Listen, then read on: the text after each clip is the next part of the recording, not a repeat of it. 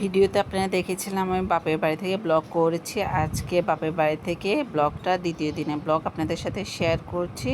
Hello everyone, আসসালামু আলাইকুম। সবাই কেমন আছেন? আশা করি সবাই অনেক ভালো আছেন। আলহামদুলিল্লাহ আমরাও ভালো আছি। আজকে একটি নতুন ব্লগ ভিডিও আপনাদের সাথে শেয়ার করছি। আমি বাপের বাড়িতে এসেছি, এটা দ্বিতীয় দিনের ব্লগ। আসলে ওরা তো ইন্ডিয়ায় গেছে, আপনাদের সাথে সেটাই শেয়ার করেছিলাম। এরপরে ওরা কখন না কখন আসে, সেজন্য এখন দায়িত্ব সব আমার উপরে। সব কিছু রান্নাবান্না সব কিছু দেখা, সবাইকে মেনটেন করা, কাজে বুয়াদেরকে মেনটেন করা, সবাইকে মেনটেন করার দায়িত্ব কিন্তু আমারই পড়েছে। যেহেতু বাসায় কেউ নেই, আব্বা তো অসুস্থ মানুষ, উনি এত কিছু দায়িত্ব নিতে পারে না। যাই হোক, হ্যাঁ, উনি অসুস্থ মানুষ, ওনার ডেইলি অনেকগুলো ওষুধ খেতে হচ্ছে। ওনার জন্য সবাই দোয়া করবে আমার আব্বা যেন তাড়াতাড়ি আরও সুস্থ হয়ে যায়। আসলে উনি মৃত্যুর পর থেকে ফিরে এসেছে, আল্লাহ ওনাকে নেখায়ের দান করে সবসময় সুস্থ রাখো, এই কামনায় করি। এরপরে দেখতে পাচ্ছেন উনি যেহেতু রুগী মানুষ, ওনার জন্য একটু তেল মশলা কম দিয়ে রান্না করতে হয়। উনি আগে ডাল খেতে, এখন ডালও খেতে পারে না, ডাক্তার নিষেধ করেছে। যাই হোক, ডাল আমাদের বাচ্চাদের জন্য ডাল রান্না করেছি। আমার ছেলের জন্য ডালটা প্রতিদিনে লাগে, তো আমি একটু পরিমাণে বাড়িয়ে রান্না করছি যেন পরের দিন ডাল রান্না করতে না হয়, ডাল রান্না করতে কোনো ঝামেলা না হয়। সেজন্য ওরা একজন মানুষের জন্য আর প্রতিদিন কি ডাল রান্না করব। এরপরে রান্নাবান্না শেষ করব।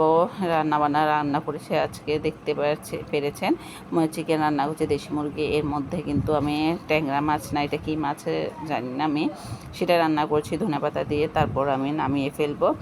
এরপরে আমার ঢেঁড়স ভাজি একদিকে হয়ে গেছে, একদিকে চিকেন হয়ে গেছে, ডালও হয়ে গেছে, ডালও বাগার দিয়ে ফেলেছি। এরপরে রান্না করেছি ট্যাংরা মাছ। এরপরে দুপুরে খানিক করে একটু রেস্ট নিয়ে এরপরে সন্ধ্যার দিকে নাস্তার কি করব, এই জন্য নুডলস রান্না করেছে আমার ভাই। ও ভার্সিটি থেকে এসেছে, ও বলছে আমার হাতে নাকি নুডলস খাবে, আমার হাতে নুডলস ওর থেকে খুবই ভালো লাগে, যার কারণে ওর জন্য নুডলস রান্না করছি। আসলে আমি এখন ম্যাগি নুডলসটা কেন জানি খেতে পারি না, আমার কাছে কেন জানি স্টিক নুডলস যেটা, সেটাই ভালো লাগে আমার। প্রায় সময় আমার ব্লগে দেখবেন আমি স্টিক নুডলসটা রান্না করি।